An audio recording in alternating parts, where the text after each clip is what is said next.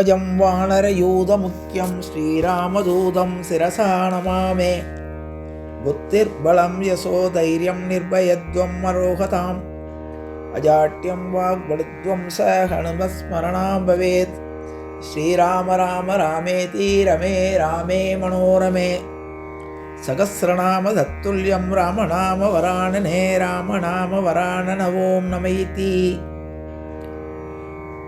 நாராயண ஹரி நாராயண ஹரி நாராயண நமோ நாராயண. நாராயண ஹரி நாராயண ஹரி நாராயண நமோ நாராயண. நாராயண ஹரி நாராயண ஹரி நாராயண நமோ நாராயண. நாராயண ஹரி நாராயண ஹரி நாராயண நமோ நாராயண. அனைத்து ஆன்மீக அன்பர்களுக்கும் அடியனுடைய நமஸ்காரங்கள். அருமையான முறையிலே மகாபக்த விஜயம் என்ற தலைப்பிலே 3 மகான்களுடைய சரிதங்களை கடந்த 3 வாரங்களாக பார்த்தோம். இன்றைய தினம் நாமதேவர் என்ற மகானுடைய சரிதத்தை காண இருக்கிறோம். இதில் பல ஆச்சரியங்களுக்கு நமக்கு தெரியும். என்னன்னு கேட்டால், பகவானுடைய கருணை என்பது யார் யாருக்கு எப்படி கிடைக்குங்கிறது சொல்ல முடியாது. ஒவ்வொருத்தருக்கும் ஒவ்வொரு வகையில் அவர் அனுகிரகம் பண்ணுறார். சில நேரங்களில் நம்முடைய தமிழ்நாட்டில் உள்ள ஆழ்வார்களுக்கோ அல்லது ஆச்சாரியார்களுக்கோ எப்படி அனுகிரகம் பண்ணாரோ அதே மாதிரி வடநாட்டில் உள்ள மகான்களுக்கும் அனுகிரகம் பண்ணியிருப்பார். பல ஒற்றுமைகளை பார்க்கலாம். அதே மாதிரி சைவ சமயத்தில் இப்போ துளசிதாசருடைய கதையை போன வாரம் பார்க்கும்போது பார்த்தோம். துளசிதாசர் பெண் பித்து பிடித்து அலைந்து அவர் தன்னுடைய வழியிலிருந்து மாறி வந்தார். அதே மாதிரி தான் அருணகிரிநாதருடைய வாழ்க்கை இருக்கும். இதே மாதிரி பல ஒற்றுமைகளும் பார்க்கலாம்.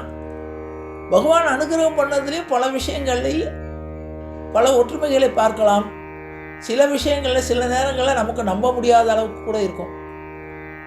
அது இந்த மகான்களுடைய சரித்திரத்தை கேட்கும் பொழுது நமக்கு ரொம்ப ஆச்சரியமாகவும், அதே நேரத்தில் பகவான் மேலே நமக்கு இருக்கக்கூடிய பற்றை அதிகப்படுத்துகிற மாதிரி கூட சம்பவங்கள் இருக்கும். ஆகவே இன்றைய தினம் 4வதாக நம்முடைய பாரத பாவை புண்ணியமான பூமி. சொல்லும்போது சொல்லுவோம், பாரத நாடு பழம்பெரும் நாடு, நீரதன் புதல்வர் இந்நினைவு அகற்றாதீர். பாரதி சொன்னான், இந்நினைவு அகற்றாதீர்னா. இந்த பாரத நாடு பழம்பெரும் நாடு. ஏன்னா இங்கே ஞானிகள் மகான்களெல்லாம் பிறந்த நாடு. வேறு எந்த நாட்டுக்கு இந்த சிறப்பு கிடையாது. மற்ற நாடுகளில் ஒரு சில பேர் தான் இருப்பாங்க.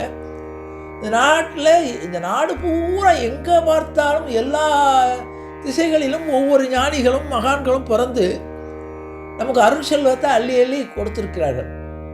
அதுதான் பாரதி குறிப்பாக சொன்னான், பாரத நாடு பழம்பெரும் நாடு, நீர் அதன் புதல்வர் இந்நினைவகற்றாது.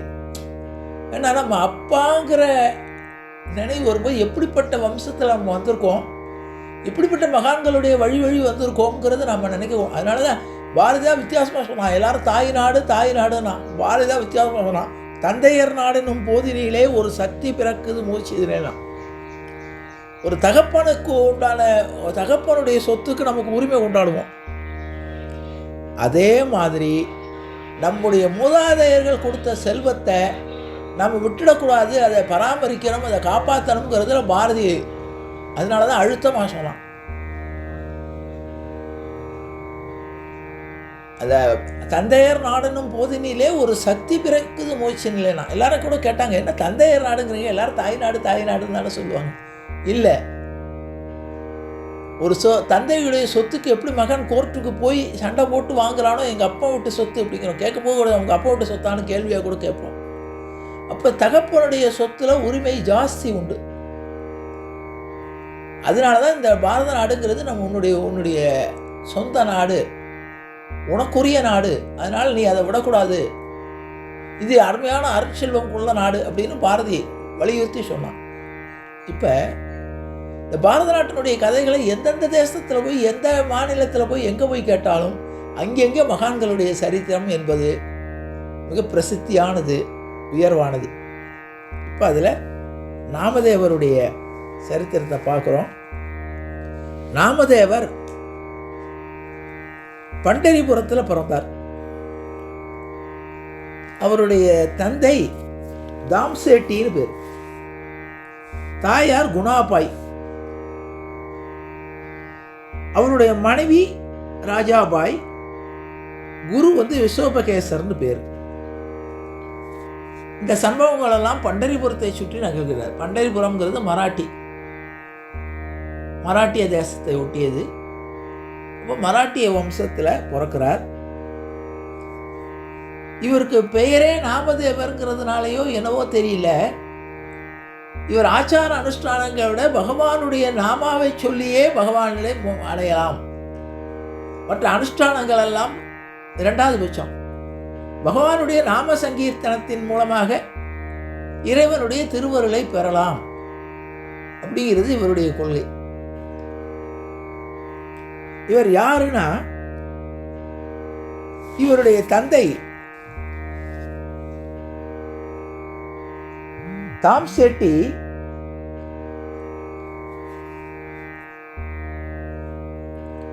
ஒரு வயதானவராக இருக்கார். அவர் வயதாகிவிட்டது அவருக்கு.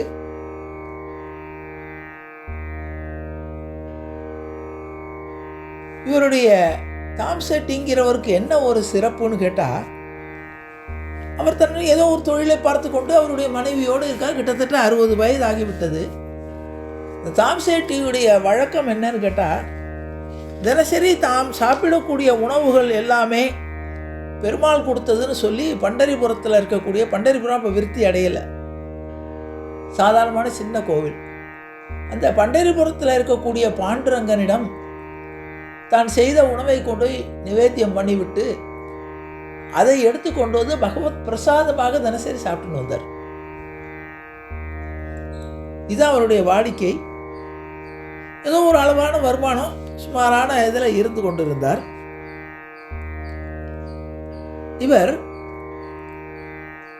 இவருடைய மனைவி குணாபாய், அவளுக்கும் கிட்டத்தட்ட 60 வயதாகிவிட்டது. இவருக்கு 62 63 வயது. குழந்தையே கிடையாது. முதுமையில் எல்லாருக்குமே ஒரு குழந்தை இல்லைன்னா அது முதுமையில் தான் அதனுடைய இயக்கம் தெரியும் இல்லையா? இளமையில் தெரியாது. முதுமை அடைந்தவுடன் நம்மை பாதுகாப்பதற்கு அல்லது நாம் ஒரு அண்டி இருப்பதற்கு ஒரு குழந்தை இல்லையேன்னு நினைத்து அந்த குணாபாய் கவலைப்பட்டு கொண்டு உறங்கி கொண்டிருக்கிறாள். அப்பொழுது அந்த பாண்டுரங்கன் அவளுடைய கனவிலே உனக்கு ஒரு குழந்தையை கொடுப்பேன் என்று சொல்லுகிறார். இது அவள் கண்ட கனவு. உனக்கு ஒரு குழந்தை கிடைக்கும், அது உலக பிரசித்தியாகி என்னுடைய புகழை பரப்பும்னு சொல்லிட்டு மறைந்து விடுகிறார். காலை எழுந்தவுடனே அவள் கணவர்கிட்ட சொல்கிறார், தாம்சேட்டிட்ட, சுவாமி, நேற்று இரவு எனக்கு பாண்டுரங்கன் கனவுல வந்தான், எனக்கு ஒரு குழந்தை கிடைக்கும்னு சொன்னான். இவர் அவளை கேலி பண்ணார். என்னம்மா இப்படி சொல்கிற? நீ குழந்தை வேணும்னு அடிக்கடி புலம்பிக்கிட்டு இருப்ப. அந்த கனவுல அந்த நினைப்பிலே இருக்கிறதுனால உனக்கு கனவுல அவர் வந்த மாதிரி சொன்னது. இந்த வயசில் நமக்கு எங்கேருந்து குழந்தை கிடைக்கும்?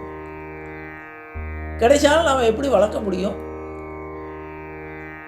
அதெல்லாம் நடக்காது. நீ ஏதோ இதே நினைப்பில் இருக்கனால உனக்கு அப்படி இருந்திருக்குன்னு சொல்லிவிட்டு சமாதானம் பண்ணிவிட்டு அவர் போகிறார். அந்த சந்திரபாகா நதின்னு அங்கே நதி, அந்த சந்திரபாகா நதியில் குளிக்கிறதுக்காக காலை போகிறார். போகும்போது அங்கே வழியில் ஒரு அந்தனர் அவரை எதிர்படுகிறார். அந்த அந்தனர் கேலியாக கேட்குறார், என்ன தாம்செட்டி, உனக்கு குழந்தை பிறக்க போகுதா அப்படின்னார். தாம்செட்டிக்கு ஆச்சரியம். அதே நேரத்தில் அவருக்கு நம்பவும் முடியல. அவர் கேட்குறார், நீ ஏதோ நாங்கள் பேசிக்கிறத ஒட்டு கேட்டிருக்க, குழந்தையாவது எனக்காவதுன்னு சொல்லிவிட்டு போய் குளிக்கிறார். அந்த சந்திரபாகா நதியிலே குளித்து விட்டு முங்கி எழும்போது ஒரு சிப்பி மிதந்து வருகிறது. அந்த சிப்பி எடுத்து பார்த்தா சிப்பிக்குள்ள ஒரு குழந்தை. இப்ப அப்படியே இந்த கவிஞனுடைய கற்பனையில என்ன தோணுதுன்னு கேட்டா, இந்த குழந்தை யாருடைய அம்சமா பிறந்திருக்குன்னு கேட்டா, பகவான் பகவத்கீதையை அர்ஜுனனுக்கு உபதேசம் பண்றார். உபதேசம் பண்ண உடனே இதை யாருமே கேட்கல. நல்லா தெரியும், யுத்த காலத்தில் பகவத்கீதை உபதேசம் பண்ணப்பட்டது, கேட்டவன் அர்ஜுனன் மாத்திரம்தான். இந்த கிருஷ்ண பரமாத்மாவுக்கு ரொம்ப நெருங்கியவர் யாருன்னா உத்தவர்னு.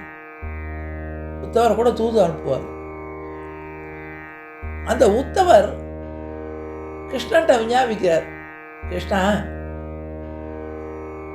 நீ அர்ஜுனனுக்கு கீதையை உபதேசம் பண்ண, எனக்கு அந்த அளவுக்கு ஞானம் போராது, கேட்குற அளவுக்கு அந்த அர்ஜுனன் அளவுக்கு எனக்கு உன்னோடு ஒரு அந்யோன்யமா இல்லை. எனக்கு அந்த கீதையுடைய சாரத்தை கொஞ்சம் சுருக்கமாக சொல்லேன்னார். அப்போ உத்தவருக்கும் உபதேசம் பண்றார். அதுக்கு பேர் உத்தவ கீதைன்னு பேர். உத்தவருக்கு கீதையுடைய சாரத்தை, முக்கியமான சில விஷயங்களை உத்தவருக்கு உபதேசம் பண்றார். பின்னால உத்தவ கீதையும் வரும். இந்த உத்தவரை பகவான் ஆஜ்ஞை எடுக்கிறாராம், நீ பூலோகத்தில் பிறந்து என்னுடைய ஏன்னா கடைசியில் இதில் சர்மஸ்லோகமாக கீதையில் சொல்லக்கூடியது, சர்வதர்மான் பரித்யக்ஷம் ஆயேகம் சரணம் பிரஜ, என்னை சரணடைபவர்களை நான் காப்பாற்றுவேனர். இந்த சரணாகதியை வலியுறுத்தி நீ என்னுடைய நாமத்தினுடைய பெருமைகளை பூமியில் அவதாரம் பண்ணி நீ சொல்லி வா என்று சொல்கிறார். ஆகவே உத்தவருடைய மறு அம்சமாக நாமதேவர் பிறந்ததாக இன்றும் வடநாட்டில் கொண்டாடப்படுகிறது. இந்த நாமதேவர் என்ன பண்ணார்னா, நாம சங்கீர்த்தனத்தை பஜனை பாடல்களாகவும், நாம சங்கீர்த்தனம் தான் நம்மை பகவானிடம் நெருக்கமாக்கும். பகவானுடைய நாமத்தை அனுபவிப்பதனால், பகவானுடைய நாமத்தை ஸ்மரணம் பண்ணுவதால் பகவானுடைய அன்புக்கு நாம் பாத்திரமாகலாம், மோட்சத்தை அடையலாம், எல்லா வகையான சுகங்களையும் பெறலாம் என்று, அதற்கு ஆச்சார அனுஷ்டானங்கள் என்பது இரண்டாவது பட்சம்தான், நாமஸ்மரணம் தான் நமக்கு நல்வழி காட்டும் என்று சொன்னவர். நாமஸ்மரணத்தினுடைய பெருமையை மராட்டியத்திலிருந்து பஞ்சாப் வரை கொண்டு சென்றவர். இன்றைக்கும் அவருக்கு பஞ்சாப்ல குர்வந்த்பூர்ங்கிற இடத்துல அவருக்கு இன்றைக்கும் மகா சமாதி இருப்பதாக சொல்கிறார்கள். அப்படிப்பட்ட தாம் சேட்டி குழந்தையை கையில் எடுத்த உடனே இவருக்கு ஆச்சரியம். குழந்தை தேஜஸோடு அப்படி இருக்கு. அந்த குழந்தையை எடுத்து கொண்டு போய் தன்னுடைய வீட்டில் இருக்கக்கூடிய மனைவி குணாபாயிடம் குழந்தையை கொடுக்கிறார்.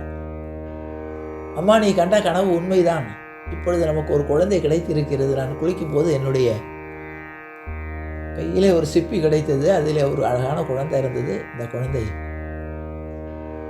பார்ப்பதற்கு தெய்வஸ்வரூபமாக இருக்கு. ஆகவே இதற்கு நாம்தேவ் என்று பெயர் வைத்தார்கள்.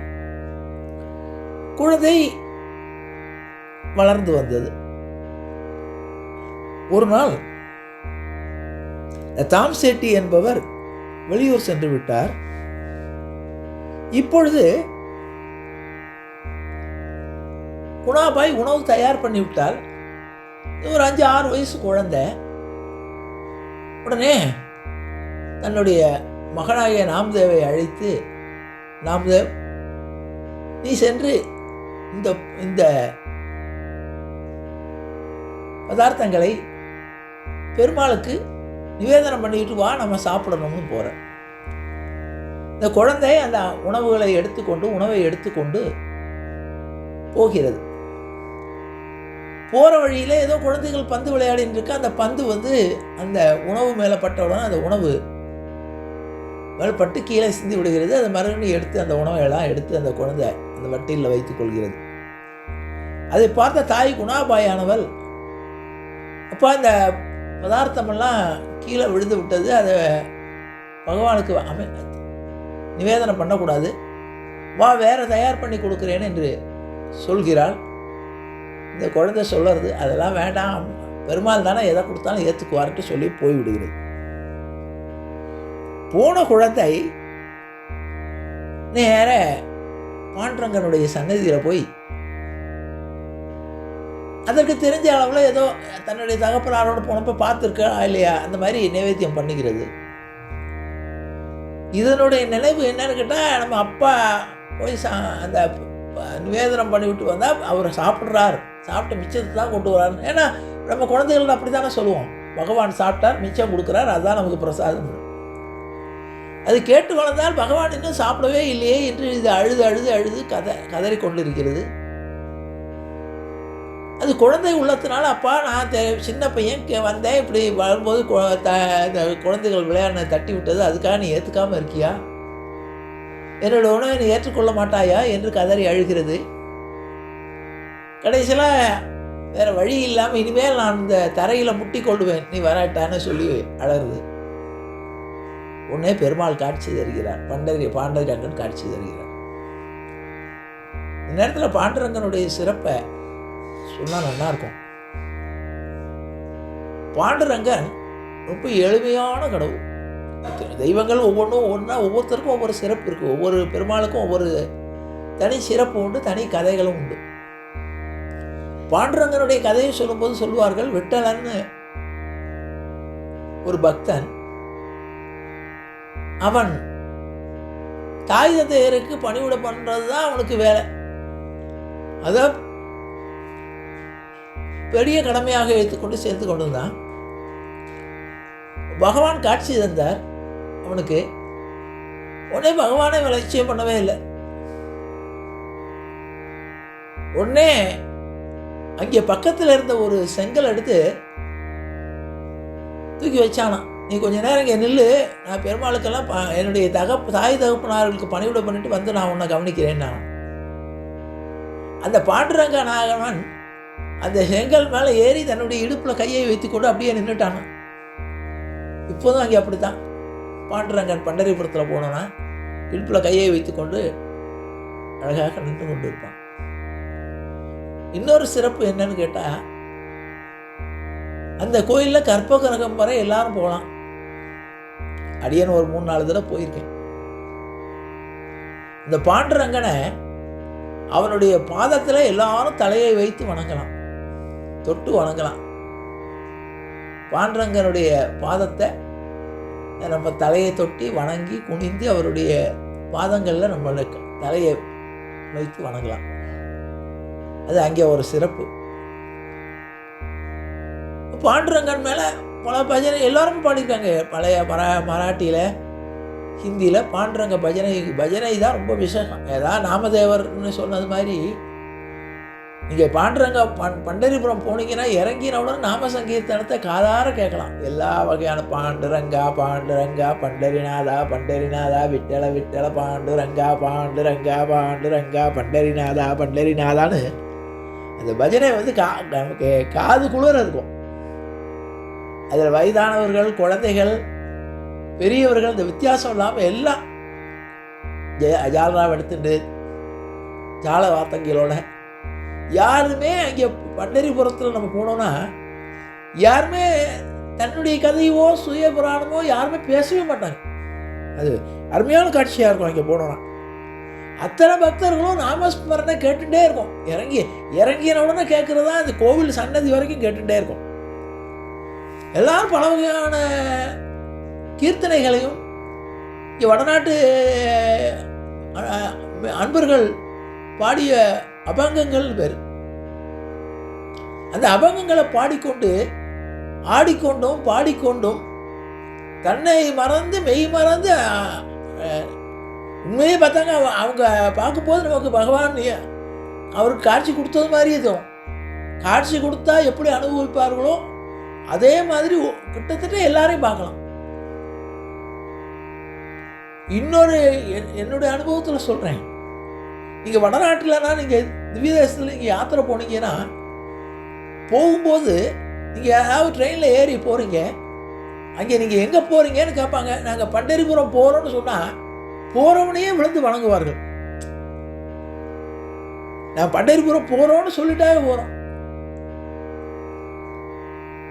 மற்ற ஊருக்கு அவங்க வேறு ஊருக்கு வேறு வேலையாக போகிறவங்க கூட நம்ம அந்த திவ்ய தேசத்துக்கோ அந்த ஸ்தலங்களுக்கு போகிறோன்னா போகிறவனுக்கே அந்த மரியாதை கிடைக்கும்.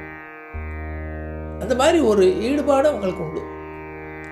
இதை நம்ம நேரில் அனுபவிக்கலாம். மற்றபடி 1000 அசிங்கங்கள் 1000 இது இருந்தால் கூட இந்த பக்தி விஷயத்தில் எந்த ஊருக்கு நீங்கள் வடதேசத்து யாத்திரை எங்கே போனாலும் சரி நான் காசிக்கு போகிறேன்னு சொன்னீங்கன்னா அங்கே உள்ளவர்கள் அதுக்கு உண்டான மரியாதையை கொடுப்பார்கள்.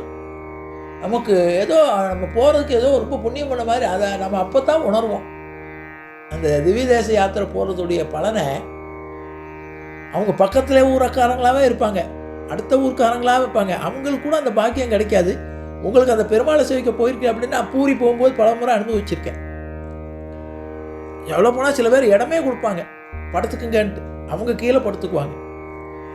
அந்த அளவுக்கு அந்த பெருமாள் மேலே ஒரு ஈடுபாட்டோடு உள்ளவர்கள். அப்போ அந்த இவர் குழந்தைக்கு ஊட்டின உடனே அந்த குழந்தை சாப்பிட்டது. அந்த குழந்தையா அந்த பாண்டுரங்கன் சாப்பிட்டு விட்டு இவருக்கும் ஊட்டி விட்டார். இந்த குழந்தை பாதிக்கு மேலே காலி ஆகிடுச்சு, கொஞ்சத்தை எடுத்துகிட்டு வருது. தாய் குணாபாய்கிட்ட சொல்கிறார். வந்த உடனே குணாபாய் கேட்குறா, என்னப்பா நிறைய ஒரு பட்டில் நிறைய கொடுத்து விட்டேன், இவ்வளோ கொண்டு வந்திருக்கேன், நீ சாப்பிட்டியான்னு. இல்லை பாண்டுரங்கன் தான் சாப்பிட்டான், எனக்கும் ஊட்டி விட்டான், நீ கொஞ்சம் சாப்பிட்ட, எனக்கும் ஊட்டி விட்டான், நான் சாப்பிட்டேன், எனக்கு வயிறு ரொம்ப எடுத்துணுது. குணாபாய்க்கு ஆச்சரியம், அது எப்படி? இதுவரை நம்முடைய கணவர் 60 வருஷமாக படைச்சிருக்கார், அவர் கொடுத்ததை ஏற்றுக்கொள்ளாத பெருமாள் நீ அதுவும் அசுத்தப்படுத்தி ஒரு பந்து விளையாடி கீழே விழுந்த சாதத்தை எடுத்து போட்டு கொண்டு போயிருக்க. ஆனால் தன்னுடைய குழந்தை பொய் சொல்லாதுங்கிற நம்பிக்கையும் இருக்கு. ஏன்னா அப்படி வளர்க்கல, இவ நல்லபடியாக வளர்த்துருக்கா.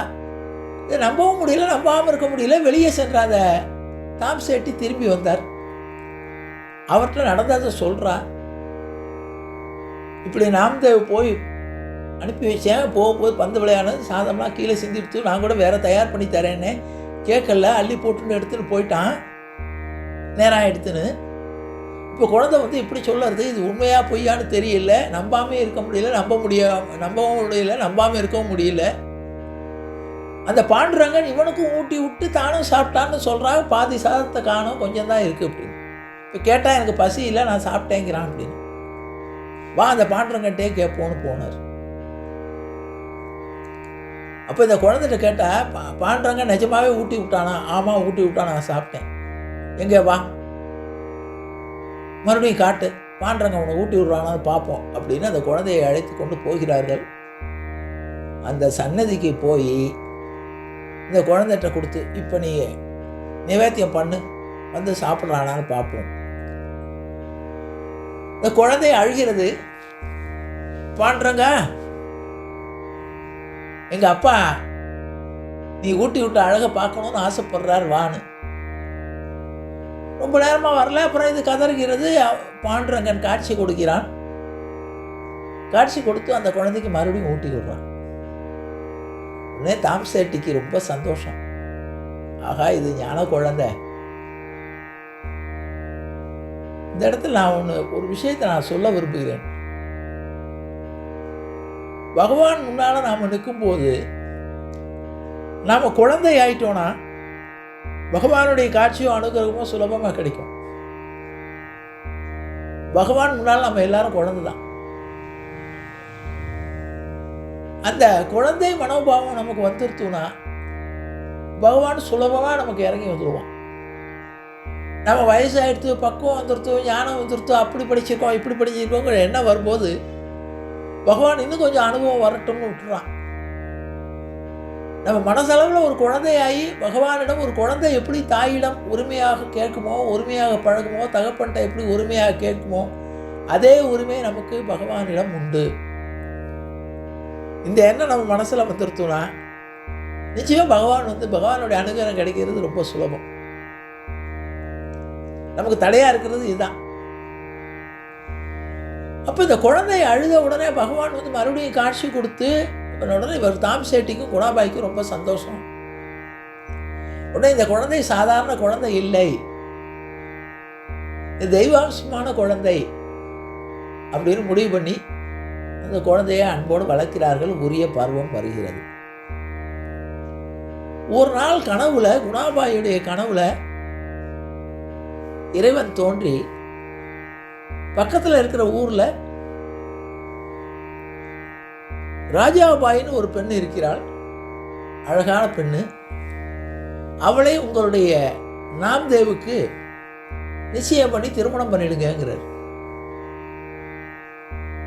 உடனே நாம்தேவுக்காக நிச்சயம் பண்ணுறதுக்காக இவர்கள் அங்கே போய் கேட்கிறார்கள். போனால் அந்த நாம்தேவுடைய தந்தை பெரிய பணக்காரர், கோடீஸ்வரன். கேட்கிறார், நீங்கள் எங்கள் ராஜாபாயை கேட்க வருகிறீர்களே, உங்களுடைய பையன் என்ன பண்ணுறாருன்னா, சாதாரணமாக வேலை பார்த்துட்டு இருக்கா, பெருமாள் மேலே ரொம்ப பக்தியாக பாடுவான். ஒரு சாதாரண ஏழையாக இருக்கக்கூடிய நீங்கள் எங்கள் வீட்டில் சம்பந்தம் பண்ண முடியாது. ஒரு 1000 வராகன் கொண்டு வந்தா தான் உங்கள் பொண்ணை கொட்டு சீர் கொடுத்தா தான் எங்கள் வீட்டில் பொண்ணை எடுக்கலாம். அதனால் அந்த அளவுக்கு நீங்கள் உங்களுடைய வசதி பெருகினதுக்கப்புறம் வாங்கோ, இப்போதைக்கு நான் முடியாதுன்னு மறுப்பு சொல்லிடுறார். குணாபாயும் தாம்சேட்டியும் வருத்தப்பட்டு கொண்டு வீட்டில் படுத்து கொண்டு இருக்கிறார்கள். இப்போ தாம்சேட்டியானவர் குணாபாயிட்ட சத்தம் போடுறார். ஏம்மா, நீ பாட்டு கண்டபடி கனவு கண்டேங்கிறேன், அன்றைக்கி ஏற்கனவே ஒரு தடவை கனவு கண்ட புள்ள பிறக்கும்னா பிறந்துடுத்து, நீ கனவாக கண்டு கொண்டு இருக்கிறாய், உன்னுடைய கனவெல்லாம் ஒரு அளவுக்கு மீறின கனவாக இருக்குது, அதை நம்பவும் முடியல, நம்பாமல் இருக்கவும் முடியல என்று சொல்லி கொண்டு இருக்கும்போது அவர்கள் வீட்டிலேயே முற்றத்தில் 5-6 செங்கல் விழுகுது, பொட்டு பொட்டு பொட்டுன்னு. உடனே யாரோ திருடன் தான் வரானாக்குன்னு வெளியிலே பார்க்கிறார்கள். யாரும் ஆளை காணும். அந்த காலத்தில் திருடர்கள் வரும்போது முழிச்சிருக்காங்களான்னு பார்க்குறதுக்கு கல்லை விட்டு எறிவார்கள். அதாவது சத்தத்தை எடுப்புத்துவாங்க நடுநிசையில். அந்த சத்தம் ஏற்பட்டு ஒரு கலவரம் அடையாமல் இருந்தால் சரி, அசந்து தூங்குறாங்க போல இருக்குன்னு திருட வருவது ஒரு வழக்கம். ஆகையினால் அப்போ ஊரே நிசப்தமாக இருக்கும். அந்த காலத்தில் அரவங்கள்லாம் கிடையாது, நடமாட்டம் இருக்காது. ஒரு 7-8 மணி ஆயிடுச்சுன்னா ஊரே நிசப்தமாயிடும். அந்த நேரத்தில் ஒரு சின்ன சத்தம் இருந்தால் கூட கேட்கும். அதுவும் கேட்காம ஒருத்தன் தூங்கிறாங்கன்னா, ஏதோ அசந்து தூங்குறாங்கன்னா அந்த நடுநிசையிலே தான் திருடர்கள் வருவது வழக்கம். சத்தம் கேட்ட உடனே இவர்கள் எழுந்து வெளியில் பார்க்கிறார்கள். யாரையும் காணோம். சரி, வீட்டுக்குள்ளே திரும்ப பார்த்தா அந்த செங்கல் கட்டிகள் எல்லாம் தங்க கட்டிகளாக இருந்தது. உடனே குணாபாயானவள், பார்த்தீங்களா பகவானுடைய கருணையை, நான் கனவு கண்டது சொன்னீங்களே, அவர்கள் சீர்வரிசையாக கேட்ட அளவுக்கு பணத்துக்கு தங்க கட்டிகளாக இருக்கின்றன, இதை கொடுத்துட்டு நம்ம போய் கேட்கலாம் என்று போகிறார்கள். அடுத்த நாள் காலை பெரிய பணக்காரருடைய உருவத்தில், சவுக்கார்னு பேர், இங்கெல்லாம் சவுக்கார்னு சொல்லுவார்கள், பெரிய பணக்காரர்களை சவுக்கார்னு சொல்லுவார்கள் மராட்டியில். அந்த சவுக்கார் வடிவத்தில் போய் பகவான் ராஜாபாயுடைய இதுக்கிடையில் ராஜாபாய் மனமாற விரும்பி விட்டாள். ராமதேவருடைய கீர்த்தனைகள் இதை கேட்டு போய் சமாதானம் சொல்லி பெரிய வசதியாக வருவார்கள், பின்னால் வருவார்கள்னு சொல்லி கொடுத்து விட்டு நீங்கள் கொடுங்கன்னு சொன்ன உடனே சரின்னு சொல்லி இந்த சீர்வரிசையெல்லாம் கொண்டு போய் கொடுக்கிறார்கள். ராஜாபாய்க்கும் நாம்தேவுக்கும் திருமணம் சிறப்பாக நடக்கிறது. நாம்தேவுக்கு பின்னால் இறைவன் பல வகையான வசதிகளை செய்து கொடுக்குறார். நல்ல பெரிய பணக்காரன் ஆகிறார் நாமதேவர். அப்பொழுது அவருக்கு என்ன தோன்றதுன்னா, ஏற்கனவே அவர் நாம்தேவ்ங்கிற பேருக்கு தகுந்த மாதிரி நாமத்தினுடைய மகிமையை சொன்னதுனால எல்லோருக்கும் தான தர்மங்கள் செய்து எல்லாருக்கும் உணவு படைக்கிறார். உணவு படைத்து தன்னுடைய சத்துக்களை பூரா இழந்து விடுகிறார். இழந்து வந்த உடனே கொஞ்ச நாள் கழித்து மறுபடியும் ஏழ்மையான நிலைக்கு வந்து விடுகிறார்.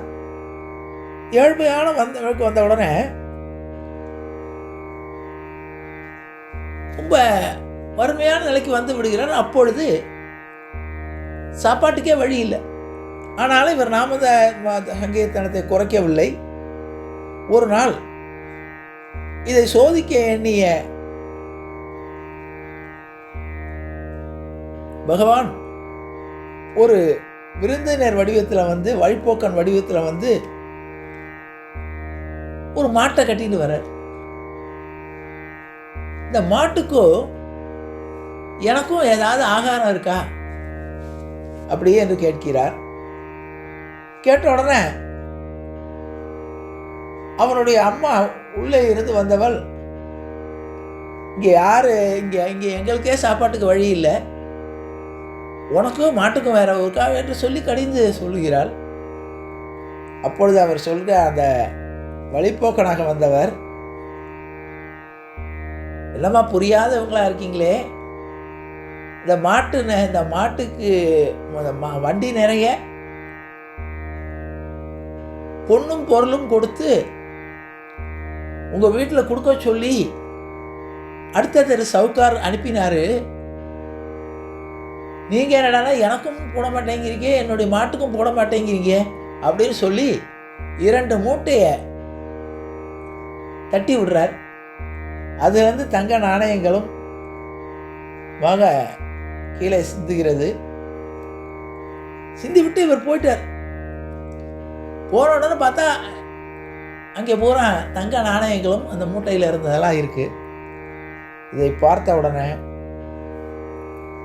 வந்தவன் பெருமாள் தான் நினைத்து கொண்டு அதை வைத்துக்கொண்டு மறுபடியும் சந்தோஷமாக வாழ்கிறார்கள். உடனே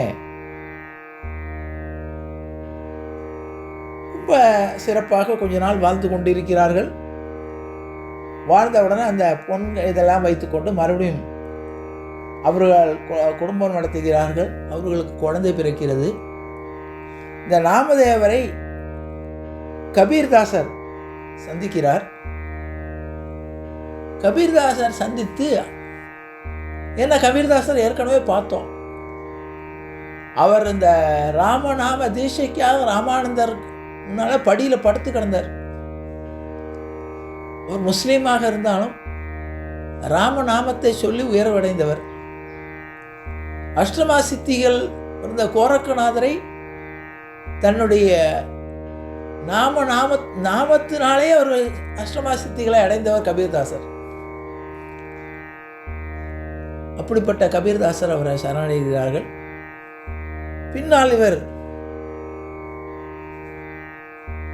விஸ்வபகேசர் என்ற பெரியாரிடம் இவர் போய் ஞான தீட்சையை வாங்கி கொண்டு நாமஸ்மரணையை மராட்டியத்திலிருந்து பஞ்சாப் வரை தன்னுடைய பாடல்களை, இதில் ஒரு விஷயம் சொல்ல மறந்து போயிடுது.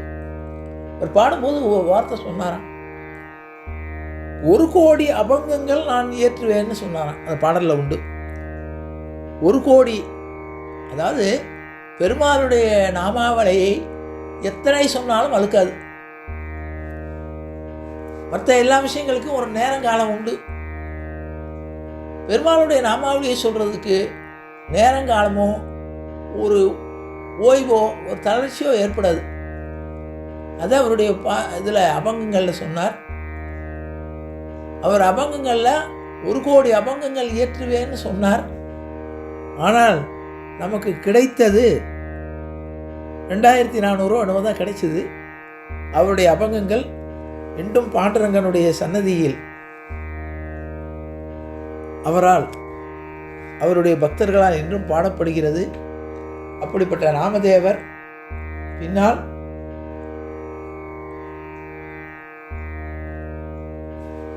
அவர் ஞானேஸ்வரர் உடைய சிஷ்யராம ஆகிறார்.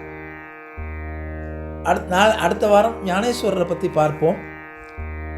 இருந்து பண்டரிநாதனுடைய அனுகிரகத்துக்கு பாத்திரமாகி அவருடைய பேருக்கு தகுந்தாற்போல் நாமத்துடைய மகிமையை 2400 அபங்கங்கள் இயற்றி அவர் போற்றி வாழ்ந்தார் என்ற அளவோடு நிறைவு செய்கிறேன். ஜானகி காந்த ஸ்மரணே ஜெய ஜெய ராமராம். சத்குரு மகாராஜ் கி ஜெய, ஆஞ்சநேய மூர்த்தி கி ஜெய. அறியாத பிள்ளைகளோ மண்பினால் உந்தன்னை சிறுபேரழைத்தனம் சீரியருளாத இறைவா நீதாராய் பறையலோரும் பாவாய். இறைக்கும் ஏழேல் பிறவிக்கும் உந்தன்னோடு உற்றோமேயாவும் உனக்கே நாம் ஆட்செய்வோம். மற்ற நம் காமங்கள் மாற்றேலோ ரம்பாவாய். செங்கன் திருமுகத்து செல்வர் திருமாலால் எங்கும் திருவருள் பெற்று இன்புருவ ரம்பாவாய். ஹரே ராம ராம ராம ஹரே ஹரே, ஹரே கிருஷ்ண கிருஷ்ண கிருஷ்ண ஹரே ஹரே. கோவிந்த நாம சங்கீர்த்தனம். கோவிந்தா ஹரி கோவிந்தா.